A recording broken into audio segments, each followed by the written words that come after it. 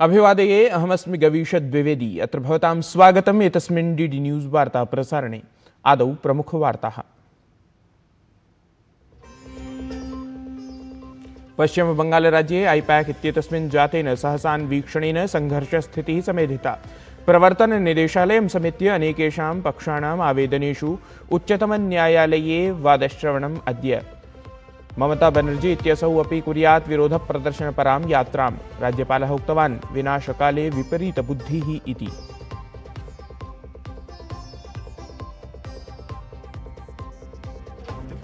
पश्चिमबङ्गालराज्ये राज्यपालाय CV आनंद बोस इत्येतस्मै प्राणसङ्कटपरस्य अणुसङ्केतगतस्य समाह्वानस्य अनन्तरं स्थितिः गभीरा।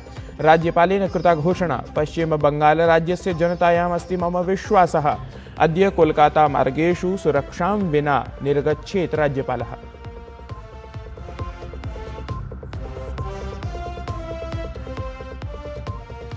गृहमन्त्री अमित शाहः अद्य national IED data management system इत्यस्य कुर्यात् शुभारम्भम्।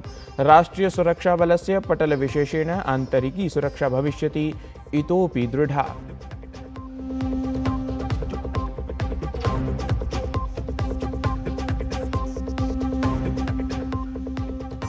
सम्पूर्णे ईरानदेशे अन्तर्जालदूरभाषादिसेवाः अनुपलब्धाः।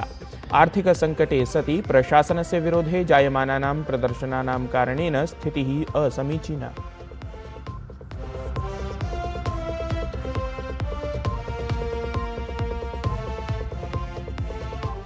ऐषमः वुमेन् प्रीमियर लीग प्रतियोगिता अद्य प्रभृति। प्रथमा स्पर्धा मुम्बै इंडियन्स अथ RCB इत्यनयोः दलयोः मिथः। फेब्रुवरी मासस्य 5मे दिनाङ्के वडोदरा इत्यत्र भविष्यति अन्तिमचक्रीया स्पर्धा।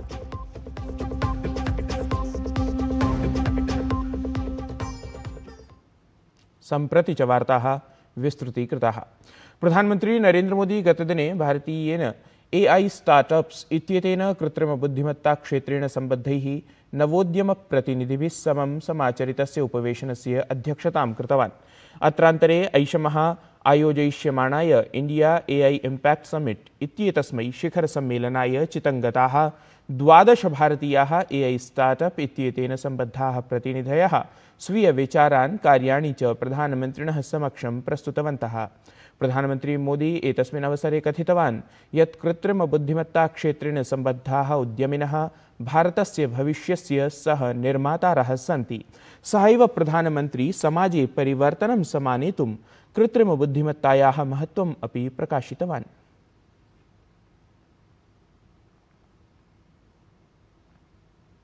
पश्चिमबङ्गालराज्ये आईपैक इत्येतस्मिन् जातेन सहसान्वीक्षणेन संघर्षस्थितिः समेधिता अस्ति। एतस्मिन् हि प्रकरणे प्रवर्तननिदेशालयं समेत्य अनेकेषां पक्षाणाम् आवेदनेषु उच्चन्यायालये वादश्रवणम् अद्य समाचर्येत। तावत् एतस्मिन् प्रकरणे विरोधं प्रदर्शयितुं ममता बनर्जी विरोधप्रदर्शनपरां यात्रां कुर्यात्। तत्रैव पश्चिमबङ्गालस्य राज्यपालः CV आनंद बोसः उक्तवान् विनाशकाले विपरीतबुद्धिः इति।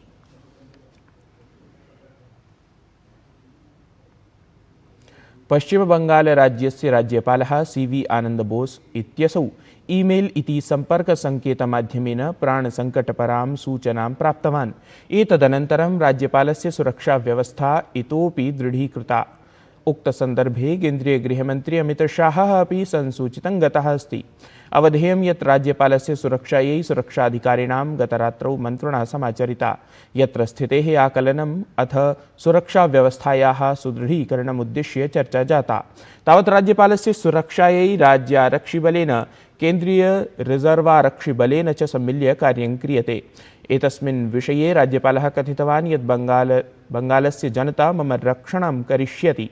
असौ अद्य कोलकाता नगरे सुरक्षां विनैव मार्गयात्रां कुर्यात् इति। केन्द्रीय गृहसहकारिता मन्त्री अमित शाहः अद्य दृश्यश्रव्यप्रणालिकया आन्तरिकसुरक्षां दृढयितुं national IED data management system इत्येतस्य उपक्रमस्य शुभारम्भं कुर्यात्। एतेन उपक्रमेण विस्फोटकसामग्री सम्बद्धानां समस्यानां निराकरणाय देशः नूतनं मञ्चं प्राप्स्यति। सहैव विस्फोटाक्रमणां अन्वीक्षणार्थम् अपि एषः उपक्रमः सहायकः भविष्यति। राष्ट्रियसुरक्षाबलेन NSG इत्येतेन विकसितः NIDMS इति एकः सुरक्षितः राष्ट्रस्तरीयः आङ्किकीयः मञ्चः अस्ति।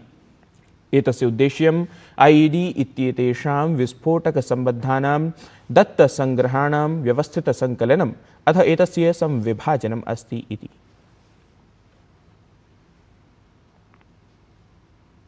केंद्रीय महिला बाल विकास मंत्री पदासीना अन्नपूर्णा देवी महिलानां बालानां च विकासाय पंखुड़ी इत्याख्यस्य वेब पटलस्य शुभारम्भं कृतवती। महिला बाल कल्याण क्षेत्रे सामाजिक सहभागितां सुदृढयितुम् एषः महत्वपूर्णः पदक्रमः अस्ति। एतस्मिन् अवसरे महिला बाल विकास राज्यमंत्री पदासीना सावित्री ठाकुरः अथ मन्त्रालयस्य सचिवः अनिल मलिकः अपि उपस्थितौ आस्ताम्। अवधेयं यत् पंखुड़ी इति पटलमाध्यमेन जनाः प्रवासी भारतीयाः प्रशासनेतरसङ्घटनानि अथ निगमितसंस्थानानि समन्वितमञ्चेन समं संयुज्य महिला बालविकासेन सम्बद्धासु योजनासु सक्रियं सहयोगं करिष्यन्ति इति। इस पोर्टल का उद्देश्य यही है हमारा कि जो समाज में रहने वाले विभिन्न PSU जो CSR के तहत काम करते हैं या सामाजिक संस्थान या फिर कोई भी इंडिविजुअल पर्सन भी अगर कोई मदद देना चाहते हैं तो इस पोर्टल के माध्यम से वो दे सकते हैं। 3 मिशन है विभाग का, सक्षम आंगनबाड़ी 2.0, मिशन शक्ति और मिशन वात्सल्य। इन तीनों मिशन की जो हमारी संस्थाएं हैं, आंगनवाड़ी में सक्षम आंगनवाड़ी में आंगनवाड़ी है, मिशन वात्सल्य में CCI होम्स हैं और मिशन शक्ति में हमारे सखी निवास हैं, शक्ति सदन है। तो इन संस्थाओं में जो कोई भी मदद देना चाहते हैं उसमें वो मदद वो दे सकते हैं। भारत प्रशासनं स्वच्छ जलराशौ लवणयुते च जलराशौ किंवा समुद्रगतक्षेत्रेषु स्वदेशस्तरीयानां मत्स्यानां समुत्पादनाय बलं प्रयच्छति। देशस्य ऋतुगतवैविध्यानुगुणं जलसम्बद्धपारिस्थितिक्यनुगुणं च 800-200 अपि अधिकमत्स्यप्रकाराः प्राप्यन्ते इति अवधानयोग्यं तथ्यं। यत्र 17,900 प्रकाराः स्वच्छजलराशौ, 94,300 प्रकाराः लवणयुते च जलराशौ अथ च 48,1500 प्रकाराः समुद्रगतक्षेत्रेषु लभ्यन्ते। ध्यातव्यमस्ति यत् मत्स्यप्रकाराणां समुचितपरिपालनपरेण परिवर्धनेन खाद्यसुरक्षा स्थानीयार्थव्यवस्थाक्षेत्रे एव न विकसिते स्यातां, प्रत्युत जैवविविधतासंरक्षणे अपि एतेन साहाय्यम् अवाप्येत। नूतनशिक्षानीत्याः अनुसरणक्रमे देशस्य अनेकेषु विश्वविद्यालयेषु संस्थानेषु च सरलमानकसंस्कृतस्य कार्यशालायाः आयोजनं भवति। एतस्मिन्नेव क्रमे नोएडा स्थितस्य MIT विश्वविद्यालयस्य संस्कृताध्ययनानुसन्धानकेन्द्रेण एतस्याः एकदिवसीयायाः कार्यशालायाः आयोजनं विहितम्। शिक्षामन्त्रालयस्य भारतीयभाषासमित्याः सहयोगेन च एषा कार्यशाला समायोजितं गता। एतस्यां कार्यशालायां मुख्य अतिथिरूपेण दिल्ली स्थितस्य श्री लाल बहादुर शास्त्री राष्ट्रीय संस्कृत विश्वविद्यालयस्य कुलपतिः प्रोफेसर मुरली मनोहर पाठकः समुपस्थितः आसीत्। सहैव NCERT इति राष्ट्रीय शैक्षिकानुसन्धान प्रशिक्षण परिषदः संस्कृतविभागीयः आचार्यः डॉक्टर देवकी नंदनः अथ संस्कृति विश्वविद्यालयस्य आचार्यः सुधिष्ठकुमार मिश्रः च तत्र समुपस्थितौ आस्ताम्। भारतीय परंपरानुसारम् अतिथीनां दीपप्रज्वालनपुरस्सरम् एषा कार्यशाला समारब्धा आसीत्। मुख्यातिथिरूपेण प्राप्तः पाठकमहोदयः तावत् एतादृशीं कार्यशालां महत्वपूर्णां ख्यापितवान्। संस्कृतं सर्वेषां भाषा अस्ति। संस्कृते सर्वमपि आध्यात्मिकं भौतिकं च ज्ञानं निहितम् अस्ति। बिना संस्कृतेन तद् ज्ञानम् अधिगन्तुं नैव शक्यते इति धिया भारत सर्वकारेण भारतीय भाषा समित्या सर्वत्र देशेऽस्मिन् सरलमानक संस्कृतमिति आख्या कार्यशाला प्रवर्तते। समग्रेऽपि देशे एतादृशी कार्यशाला जाता। एतस्याः महान् प्रभावः अस्माभिः द्रष्टुं शक्यते। इदानीम् अस्मिन्नेव मासे 12 तारिकायां यो महोत्सवः आयोजयिष्यते। तत् कृतेपि एषा कार्यशाला अत्यन्तं समीचीना भविष्यति, अत्यन्तम् उपयोगिनी भविष्यति इति अस्माकं दृढः विश्वासः अस्ति। वयं सर्वे चिन्तयामः यत् संस्कृतम् एका देवभाषा अस्ति, सा विलुप्ता जाता अस्ति। सामान्यतः जनाः एतदेव चिन्तयन्ति, परन्तु वयं जानीमः यत् संस्कृतं सर्वेषां कृते वक्तुं सरलम् अस्ति, अतः सरलसंस्कृतस्य आवश्यकता अस्ति। यहाँ आकर मुझे बहुत अच्छा लगा। यहाँ पर मुझे संस्कृत के बारे में और संस्कृत के श्लोक के बारे में और संस्कृत कितनी ज़्यादा डाइवर्स लैंग्वेजेस के बारे में मुझे पता चला। संस्कृत ऐसे तो एक सरल भाषा है, अगर हम उसे अपनी दिन प्रतिदिन के आचरण में अगर हम इस्तेमाल करें, लेकिन क्योंकि इसे अभी हमने बस एक सब्जेक्ट बना रखा है, इसलिए अभी ये हमारे लिए कठिन है। लेकिन अगर हम इसे इस्तेमाल करें तो ये हमारे लिए एक सरल भाषा हो सकती है और उपयोगिक भी है। अस्यां राष्ट्रीयकार्यशालायां सरलमानक इत्याख्यायाम् 80+ प्रतिभागं कृतवन्तः। सरलमानकसंस्कृतस्य स्वरूपं किं, सरलमानकसंस्कृतस्य आवश्यकता का, सरलमानकसंस्कृतं किमर्थम् आवश्यकम् इत्यादि अनेकान् विषयान् ते अवगतवन्तः।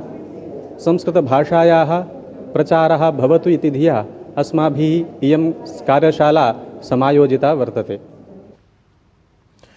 सोमनाथ स्वाभिमान पर्वणः अद्य द्वितीयं दिनमस्ति। भारतीयसनातनचेतनायाः आस्थायाः अथ सांस्कृतिकस्वाभिमानप्रतीकभूतं सोमनाथमन्दिरम् अभिलक्ष्य सहस्रवर्षपूर्वम् अनेकानि आक्रमणानि जातानि। पुनरपि सोमनाथमन्दिरं साम्प्रतम् अपि पुनर्जीवितमस्ति। ऐतिहासिकाध्यात्मिकदृष्ट्या अतीव महत्त्वपूर्णमस्ति सोमनाथमन्दिरम्।